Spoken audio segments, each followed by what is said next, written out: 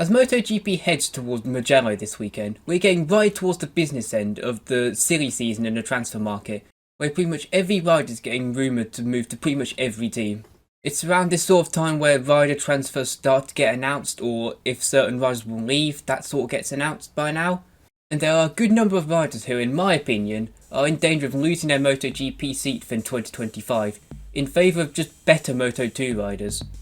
With me, I have a list of 6 riders who, in my opinion, will definitely or have a good chance of leaving MotoGP at the end of the year. Let's take a look at them, shall we? We're going to do this in order of most likely to least likely to leave. We're going to start with Aleix Espargaro, who of course confirmed his retirement at the end of the year last weekend at Barcelona. This was a decision that was sort of expected really, and I don't blame him for retiring. His performances haven't been quite at the level that he has been over the past few years, and I think it makes a lot of sense for him to retire now while he's still at a fairly good level. He is 100% leaving MotoGP at the end of the year. He may come back as a test rider, but as a full-time rider, Aleix will be no more at the end of this year. The next most likely rider in my opinion that will leave MotoGP is Augusto Fernandez. He is having an absolutely terrible year on that KTM at the moment. After 6 rounds he has accumulated 13 World Championship points. His teammate Pedro Acosta has 83 on the same bike, and Acosta is a rookie, while at Fernandez he's had a year in this sport before. He should be better than Acosta, but he's been massively shown up by Acosta this year. It seemed like he did alright last year, but I think he was just helped by having a pretty bad teammate in Aleix Espargaro. Acosta has shown that bike can challenge for podiums in recent races, while Fernandez hasn't even scored a top 10 finish in the races this season. And at the last Grand Prix at Barcelona, he qualified below the Hondas. And after that, I really don't think he deserves to stay in MotoGP beyond this year. He's been woeful so far, and unless he gets his act together, he'll be out of a seat next year, and I don't think there's any team that will be willing to save him. Unless he starts to match Acosta in the remaining races of this season, I think his time at MotoGP is over. There's so much better riders than him in Moto2 at the moment. In my opinion, there's like a 90 to 95% chance he leaves. I really don't see much hope of him staying beyond 2024, and he's shown little signs of improvement so far. If anything, he's getting worse. In my opinion, the next rider who will be leaving MotoGP is Takaaki Nakagami. Personally, I was a bit disappointed when he was announced for 2024, because I think there are just better riders than him in Moto2. Nakagami peaked in 2020 when he was the lead Honda when Marquez was injured, but he never got that elusive podium, and he's just declined along with Honda, and he sort of just trundles around in about 15th position and picks up like 1 or 2 points every race. And while yes, he doesn't crash as much as the likes of Zarco and Joan Mir, it's all because he's slower, and it seems like he's not pushing as hard, which is why he's not crashing as much. And despite staying on the bike more, he's still behind both Zarco and Mir in the championship, showing that even if you're pushing and crashing more, you'll still get more points. I think one of the main reasons he's still on that bike at the moment is because Honda want a Japanese rider to be on the Japanese bike. But for next year, they should just go and get Agura. Agura has been really impressive so far in 2024. He won the most recent race in Catalonia with a very impressive and calculated performance. And I think next year is the right time for Honda to promote him and get a brand new exciting rider in. Agura is of course already part of the Honda setup, it just makes sense to promote him for next year. As well as this, Nakagami's 32 as well. It's not like he's young and has got a few years left in him. At 32, he's reaching the twilight years of his career. I think for 2025, Nakagami needs to be replaced by Agura. I'd give him an 80% chance of leaving. Slightly less chance of leaving than Augusto Fernandez, because I think there is still a chance the Honda stay with him for another year. Even though I hope they don't, I want to see Agura on that bike next year. The next rider with a chance of leaving is Franco Morbidelli. Now this is a really interesting one because of course he was injured for all of testing on that Pramac bike, and as a result he was nowhere for the first 2 races. He's improved since, but he's still not been anywhere near the levels that Martin has reached this year, which was expected because Martin is an incredible rider. But Morbidelli still hasn't shown himself in much glory this year. He's currently on 15 points, 140 behind Jorge Martin. I know Martin's good and all, but that is still shocking from Morbidelli. And in all honesty, I don't think he's been the same since he got that injury in 2021.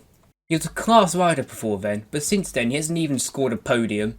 And that Pramac bike is wasted on him at the moment. Martin has shown this season what that Pramac bike can do, and Morbidelli just isn't showing the pace. And ultimately, he's a downgrade from Zarco, who was there last year. Morbidelli has shown some decent performances, but then when he gets into a good position, he more than often crashes, which is why he's doing poor in the championship at the moment. Morbidelli is 100% not staying on that Pramac next year. If Pramac join Yamaha, then he'll leave, because the whole reason of him going to Pramac was to leave Yamaha because he was shocking there. And if Pramac stay with Ducati, he's going to be replaced by Aldeguer and possibly Marc Marquez, or whoever gets that bike. That's a story for another day. So then it's a question of, where does Morbidelli go after Pramac? And to be honest, I don't really know where he goes, because he's been shit for the last 3 years, and there's not many teams who would hire him off the back of that. I've seen a couple things saying that he might be linked with Aprilia, but I'd say he's about 6th choice for Aprilia. There's so much better riders who they could hire. The likes of Di Gianantonio, Bezzecchi, Martin, Bastianini, they're all so much better than Morbidelli. Aprilia will surely get at least one of them 4 before going for Morbidelli. I guess his other 2 choices might be going on to either the VR46 team if Bezzecchi leaves, or maybe going on to Gresini if Marquez leaves that team. But apart from that, I don't really see where he goes, and he might only be left with the option of becoming a test rider for Ducati. With his current performances, and at this moment in time with all the rider market being a bit confusing at the moment, I'd give Morbidelli about a 50% chance of staying at MotoGP at the moment.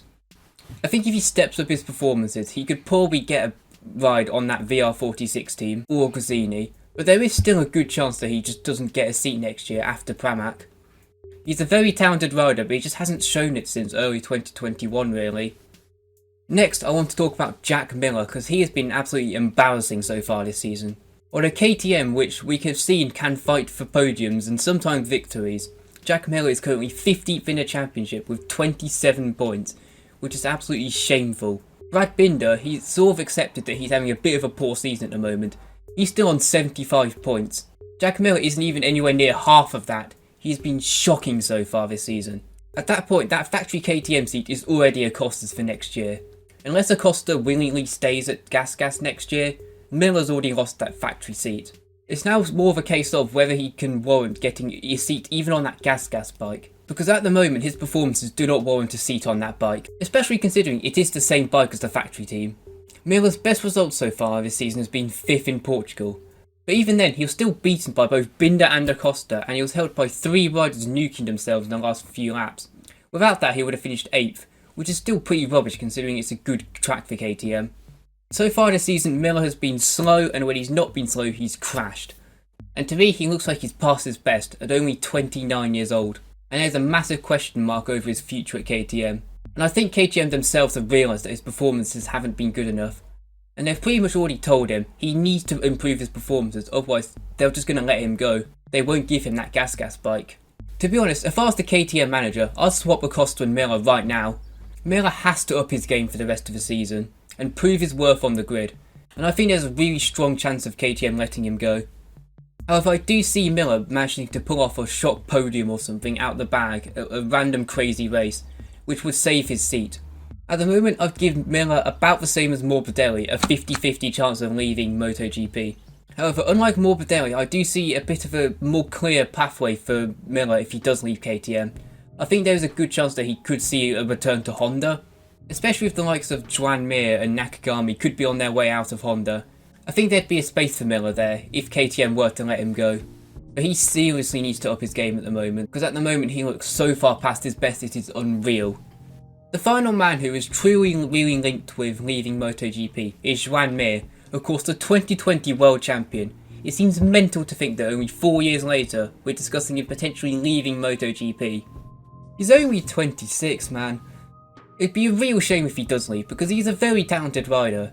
He just got on a run of crashing and he just hasn't stopped since. He has got a bit better for him though this year. He's already managed to score half the amount of points he did last season, only 6 races in, and he isn't crashing literally every single race anymore. And he is comfortably beating Luca Marini, who does have a contract for next year, for some reason. Mir has publicly said that he has considered retiring from MotoGP after his 2023 season, which was just a disaster for him really. And he's made it quite clear in the media that he wants out of Honda. The only team I've seen him linked with is Yamaha, which would only work if Yamaha get a satellite team for next year, but that's looking less and less likely like it's going to happen now. I think for now, Mir's best option is just to stick with Honda. They can't get any worse, surely. They will get better over time. And I think that is what he will do. He's only 26 and it'd be such a shame for him to leave MotoGP. Remember, only 4 years after he won a World Championship. He's a talented rider, he just needs a good bike and to get some consistency going. I say at the end of last year, his future looked a lot more bleak, but things have got slightly better this year for Joan Mir, so I'd give him about a 30% chance of leaving MotoGP at the end of the year. That percentage was a bit higher last year, but I think he'll stay at MotoGP, and I really hope he does, because I quite like him. Those are all the riders who I think have a realistic chance of maybe leaving MotoGP. There's a few others that I considered putting in this list. Joan Zarco would have put on the list if he didn't already have a contract for next year. I guess there is still a chance that if things get that bad on that Honda that he just calls it quits at the end of this year, but I doubt that'll happen. I think he'll honour the rest of his contract and then retire. I'd say both Raul Fernandez and Maverick Vinales were both rumoured to be leaving at the start of the year, but I think both of their performances so far have been good enough to be worth staying at MotoGP. Raul Fernandez especially looked very good in Catalonia, and Vinales managed to win a race in USA and looked very solid in Portimao. I think they'll both get another contract for next year, even if it's not with the same team. Finally, Alex Rins has had an absolute stinker so far in that Yamaha. He's only scored 7 World Championship points so far, while Quartararo is on 32. However, it would be incredibly harsh for him to be sacked after just one poor year, and he's already looked very good in Mugello so far. I think he'll turn it around and I think he'll stay. But he does need to improve on that bike because he's been terrible so far. He's been alright in qualifying, but in terms of race pace he's been nowhere. Everyone else, I don't see a world at all where they leave MotoGP at the end of the year, unless somebody picks up a career-ending injury. But let's hope that doesn't happen, shall we? But that is my list of everyone who I think is in danger of losing their MotoGP seat in 2025. But what do you guys think at home? Who do you think will leave MotoGP at the end of this year? Let me know in the comments below. Now, this is the first video of 3 videos I'm going to make about the 2025 driver market. Soon I'll be making a video about the Moto2 grid and who I think deserves to go up and into MotoGP for next year. But that video will hopefully be out within the next week, but I'm not going to make any promises. And after that I'll make my final prediction on what I think the MotoGP grid will look like for 2025. So if you're looking forward to that, leave a like on the video and subscribe to the channel. And I hope you've enjoyed this video, and I'll see you guys next time. Bye bye. The next rider who I think will leave MotoGP, fucking shut up.